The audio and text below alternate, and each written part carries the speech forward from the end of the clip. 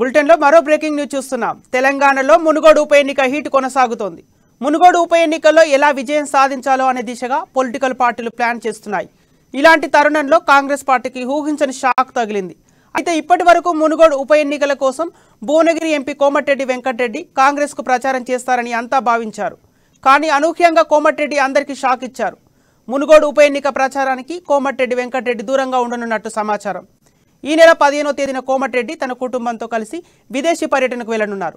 మునుగోడు ఉప ఎన్నికల బరిలో కోమటిరెడ్డి సోదరుడు రాజగోపాల్ రెడ్డి బీజేపీ తరఫున పోటీ చేస్తున్న విషయం తెలిసిందే. దీంతో కుటుంబ సభ్యుల ఒత్తిడి మేరకు ఆయన విదేశీ పర్యటనకు వెళ్తున్నట్లు సమాచారం.